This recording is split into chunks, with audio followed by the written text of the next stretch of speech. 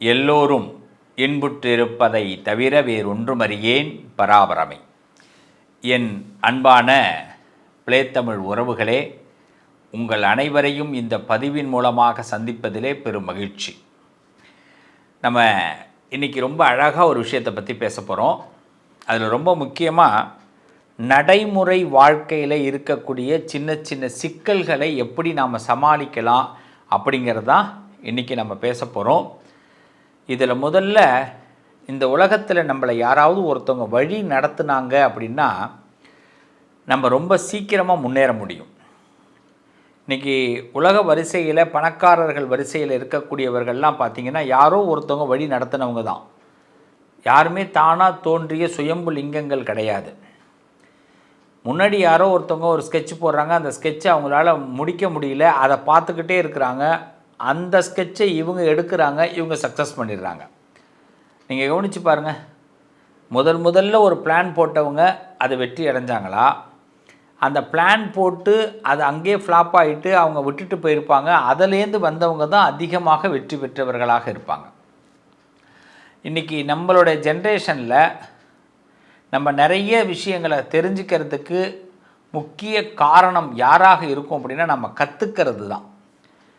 ஒவ்வொரு நாளும் ஒவ்வொரு பாடத்தை ஆண்டவன் கற்றுக் கொடுக்குறான். எல்லாரோட வாழ்க்கையிலையும் நீங்கள் எடுத்துக்கலாம். நீங்கள் நிம்மதியாக நீங்கள் ஒரு நாள் தூங்குறீங்கன்னா அடுத்த நாள் அந்த நிம்மதியோடு எழுந்திருக்கணும் அப்படின்னா நீங்கள் ஏதாவது ஒரு பாடத்தை கற்றுக்க போகிறேங்கிற ஒரு நம்பிக்கையோடு எழுந்தால் தான் நிம்மதியோடு எழுந்திருக்கலாம். இன்றைக்கி என்ன நடக்க போதோ தெரியலப்போ அப்படின்னா அந்த நாளே நமக்கு விரயமாயிடும். இன்றைக்கி இந்த ஒரு பாடத்தை இந்த காலம் கற்றுக் கொடுக்க போகுது. என்ன வேணாலும் கற்றுக் கொடுக்கலாம். அது என் குடும்ப உறுப்பினர்களால் எனக்கு ஒரு பாடம் கற்றுக்கலாம், என்னுடைய தொழிலால் ஒரு பாடம் கற்றுக்கலாம், என் நண்பர்களால் ஒரு பாடம் கற்றுக்கலாம், இல்லை ஊடகத்தின் மூலமாக ஒரு பாடம் கற்றுக்கலாம். ஏதோ ஒரு வகையிலே நான் ஒரு பாடத்தை கற்றுக்கொள்ளப் போகிறேன் அப்படிங்கிறது தான் உறுதி. இன்றைக்கி எந்த பாடத்தை நீ எடுக்க போகிற, எனக்கு நான் தயாராக இருக்கிறேன் அப்படின்னு இந்த பிரபஞ்சத்தை பார்த்து நாம் ஒரு கேள்வியை வைத்துட்டு அன்றைக்கி காலையில் எழுந்தோம்னா, என்னடா இன்னும் பாடம் கற்றுக்கலையேன்னு அந்த நாளை நாம் கடக்கும் பொழுது நிம்மதியாக கடக்க முடியும். அப்படி ஒரு பாடம், இந்த பாடத்துக்கு தான் இன்றைக்கி இவ்வளோ நாளா, ஓகே தேங்க்யூ சூப்பர், இன்றைக்கி இந்த பாடத்தை கற்றுக்கிட்டேன். அப்போ நம்ம என்ன பண்ணுவோம், அதை கற்றுக்கிட்ட பாடத்தை மறுநாள் நம்ம என்ன பண்ணுவோம், அது நமக்கு வழிகாட்டும். இப்படி ஒரு வழிகாட்டலை தான் இந்த கிரகங்களும் நாம் வணங்கக்கூடிய இறைவனும் நமக்கு கொடுத்துக்கிட்டே இருக்கிறாங்க. மரணம் என்னைக்கு அப்படின்னு யாருக்காவது தெரிஞ்சு போயிடுச்சுன்னு வச்சுப்போம், நிம்மதியாக இருக்க முடியுமா சொல்லுங்கள். இன்னும் ஒரு 10 நாள் தான் தம்பி இருக்க அப்படின்னு எனக்கு ஒரு ஆண்டவன் எனக்கு சொல்லிட்டான், என்னால் நிம்மதியாக இருக்க முடியாது. அதே நீ 10 நாளில் இந்த இடத்த அடைய போகிற தம்பி அப்படின்னு ஒரு இலக்கு எனக்கு கிடச்சிருச்சு, எவ்வளோ நம்பிக்கையோடு இருப்பேன். 10 நாளா, 10 நாள் எனக்கு கிடச்சிருமா, ரொம்ப கஷ்டமாக இருக்கேங்க, எப்படியாவது அது மட்டும் எனக்கு அந்த ஒரு வேலை கிடச்சிட்டா போதும், கல்யாணம் ஆகிட்டா போதும், குழந்தை பெற்றுக்கிட்டா போதும், நான் தொழிலில் நல்ல நிலைமைக்கு வந்தால் போதும், நான் ஜெயிச்சிட்டா போதும், அரசியலில் நான் நின்றுட்டா போதும், 10 நாள் இது நடக்க போகுது அப்படின்னு சொன்னால் எப்படி இருக்கும், எவ்வளோ ஒரு ஹாப்பி. அதே 10 நாளில் நீ செத்து போயிடுவேன் அப்படின்னா புரியுதா? அப்போ நெகட்டிவான வேர்ட்ஸ் எங்கெல்லாம் வருதோ, நம்ம மனசு ஏற்றுக்க முடியாத வார்த்தைகள் எங்கெல்லாம் வருதோ அந்த இடத்த விட்டு முதல்ல ஒதுங்கி வாங்க. இந்த உலகம் சவால்.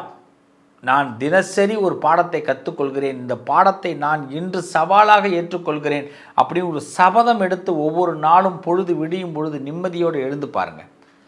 நமக்கே ரொம்ப சந்தோஷமாக இருக்கும். இன்றைக்கி நான் இதை ஜெயிச்சிருக்கேன்டா, இன்றைக்கி இதை சமாளிச்சிருக்கேன்டா, இன்றைக்கி என் குடும்பத்தில் இந்த சண்டை வராமல் நான் தடுத்திருக்கேன்டா, இன்றைக்கி இந்த குடும்பத்தில் உள்ள உறுப்பினர்களை திருப்திப்படுத்தியிருக்கேன்டா, நான் என்னுடைய ஃபேமிலியில் நான் இந்த விஷயத்தை நான் சக்ஸஸ் பண்ணியிருக்கிறேன்டா, என் ஒர்க்கில் இந்த சாட்டிஸ்ஃபைட் பண்ணியிருக்கேன்டா, இவங்களோட நான் இவ்வளோ அழகாக பேசியிருக்கேன்டா, எனக்கு கோபமே வரலடா, இப்படிலாம் நமக்கு தோணும்.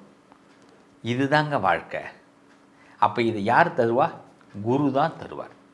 அப்படிப்பட்ட குரு உங்களுக்கு அற்புதமான நல்ல விஷயங்களை இந்த காலகட்டத்தில் கொடுக்க போகிறார். குரு பகவான் வக்கரத்தில் இருந்தவர் மார்ச் மாதம் 17ஆம் தேதி முதல், இந்த 2026 மார்ச் 17ஆம் தேதி முதல் நிவர்த்தி அடைகிறார். இந்த நிவர்த்தி அடைகிறதுனால நம்ம வாழ்க்கையில் நடக்கக்கூடிய மிராக்கள் என்னென்ன ஒவ்வொரு ராசிக்கும் பார்க்க போகிறோம். வாங்க பார்ப்போம். குறை ஒன்றும் இல்லை மறைமூர்த்தி கண்ணா. ஏழுமலையானுடைய ஆசீர்வாதம், அந்த வெங்கடாஜலபதியுடைய அனுகிரகம், இன்னும் சொல்லப்போனால் சில குருமார்களுடைய ஆசீர்வாதம், ரிஷிகளுடைய ஆசீர்வாதம், இது என்றும் பெறக்கூடியவர்கள் விருச்சக ராசிக்காரர்கள். ஒரு சில நேரங்களில் விருச்சக ராசிக்காரங்களுக்கு என்றைக்குமே தூக்கி எறிஞ்சிருவோம். அது ஏன் தூக்கி எறிஞ்சன்னு கூட தெரியாது. தூக்கி எறிஞ்சதை திரும்பி தூசி தட்டி எடுத்து பக்கத்தில் வச்சுப்போம். ஒரு காலம் நான் தூக்கி எறிஞ்சேன், அதனால் கஷ்டப்படுறேன், இன்றைக்கி தூசி தட்டி திரும்பி பக்கத்தில் வச்சுக்கிட்டால் நல்லா இருக்கிறேன் அப்படின்னு உங்களால் உணர முடியும். அதனால் ஒரு காலமும் நீங்கள் ஏதாவது தூக்கி எறிஞ்சிட்டிங்கன்னா அதுக்கு இங்கேயும் போயிடுச்சேன்னு நினைக்காதீங்க. சும்மா தேடி பாருங்கள், திரும்பி கிடச்சிரும். கிடைச்ச விஷயத்தை பத்திரப்படுத்தி பாருங்கள், நீங்கள் பக்காவாக முன்னேறி வருவீங்க. இது மாதிரி ஒரு நல்ல சகுனங்களை எல்லாம் விருச்சகத்திற்கு திடீர்னு இறைவன் அவ்வப்போது கொடுத்துக்கிட்டே இருப்பார். அதனால் இறை ஆற்றல் மிகுந்தவர்கள் விருச்சக ராசிக்காரர்கள். என் உறவுகளே, இந்த நேரம் மார்ச் 17ஆம் தேதி 2026 குரு பகவான் வக்கரத்திலிருந்து நிவர்த்தி அடைகிறார். இந்த நிவர்த்தி அடையும் பொழுது நான் முதல்ல சொன்ன அந்த விஷயந்தான், தூசி தட்டி பழசெல்லாம் திருப்பி நமக்கு ஏதோ ஒன்று தொலைச்சது திரும்பி கிடைக்க போகுது. வாழ்க்கையை தொலைச்சிருக்கலாம், வசதியை தொலைச்சிருக்கலாம், வருமானத்தை தொலைச்சிருக்கலாம், நல்ல உறவுகளை தொலைத்திருக்கலாம். எதை தொலைச்சியோ ராஜா அது உனக்கு கிடைக்க போகுது. நீ விரும்பினது உனக்கு கிடைக்க போகுது. நீ விரும்பினது உன்னை தேடி வரப்போகுது. இதுக்கு தானே ஆசைப்பட்டா பாலகுமாரா? சொல்கிறாங்கல்ல, பாட்டில் சொல்கிறாங்கல்ல, நீங்கள் பாலகர்கள், நீங்கள் ஆணாக இருக்கட்டும் பெண்ணாக இருக்கட்டும், நீங்கள் எல்லாம் குழந்தைங்க. இந்த குழந்தைங்க ஆசைப்படுறது இந்த காலகட்டத்திலே நடக்க போகுது. அதை தான் குரு இப்போ கொடுக்க போகிறார். வக்கரத்திலிருந்து அவர் நிவர்த்தி ஆகும் பொழுது உங்கள் மனசுக்கு ஏற்ற மாதிரி உங்கள் மனசு எதையெல்லாம் ஆசைப்படுதோ அதை நடத்தி கொடுக்க போகிறார். இப்போ நீங்கள் என்ன பண்ணணும், ஓவர் பில்டப்பாக எதையும் ஆசைப்படாமல் உண்மையாக மனசார நான் இதை தான் சார் ஆசைப்பட்டேன்னு ஒரு விஷயத்துக்குள்ளே வாங்க. நிச்சயமாக விருச்சிக ராசிக்கு அந்த இடத்தை அடைய முடியும். அது பூமி சம்பந்தமான விஷயமா இருக்கட்டும், பொருள் சம்பந்தமான விஷயமா இருக்கட்டும், நீங்கள் பதவி சம்பந்தமான விஷயமாக இருக்கட்டும், பணம் சம்பந்தமான விஷயமாக இருக்கட்டும், அது நடக்க போகும். ஒருத்தவங்கள்ட்ட அப்படி கையை கட்டி நிற்க வேண்டிய அவசியம் இல்லை. இப்படி கையை கட்டி நிற்க வேண்டிய அவசியம் இல்லை. இந்த நேரத்தில் என்கிட்ட ஒரு சரக்கு இருக்குது, இதை வச்சு நான் முன்னேற போகிறேன் அப்படின்னு உங்களுக்கு நல்ல விஷயத்தை உங்கள் மூலமாக இன்னொருத்தவங்களுக்கு உணர்த்தக்கூடிய விஷயத்தை குரு கொடுக்க போகிறார். குருவினால் உங்கள் வாழ்க்கை மிரண்ட அளவுக்கு வெற்றியை கொடுக்க போகுது. ஒரு மிரள்ற அளவுக்கு. அப்போ என்ன, உங்கள்கிட்ட ஒரு சரக்கு இருக்குல்ல, என்னமோ ஒரு திறமை.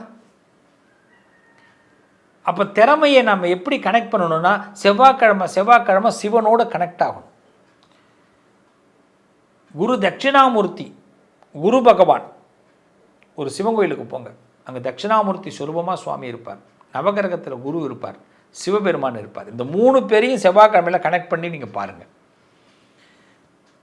ஒவ்வொரு செவ்வாய்க்கிழமையும் போங்க, ஒரு 10 நிமிஷம் போய் வழிபாடு பண்ணிட்டு வாங்க.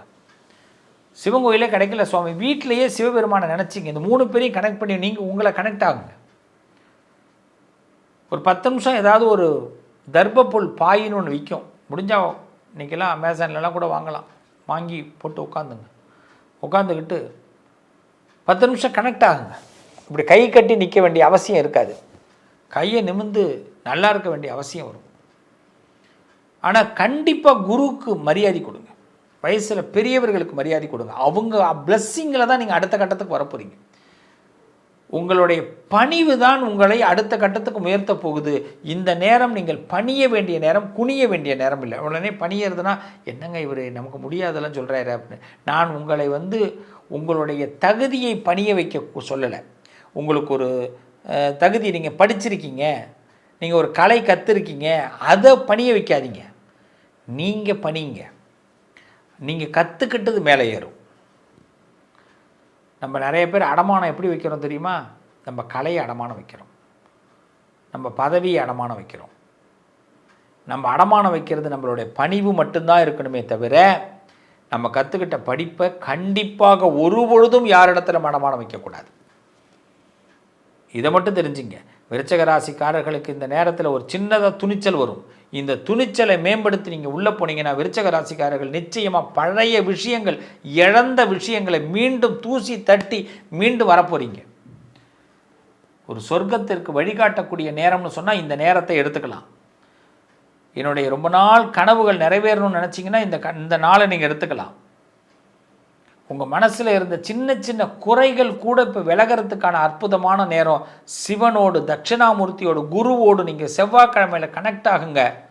நீங்கள் மனசில் ஏற்பட்டிருக்க பூமி பிரச்சனையாக இருக்கட்டும், குடும்ப பிரச்சனையாக இருக்கட்டும், இரத்த உறவுகள் சம்மந்தப்பட்ட பிரச்சனையாக இருக்கட்டும், இந்த குரு வல்லமையாக மாற்றி உங்களுக்கு கொடுக்க போகிறார்.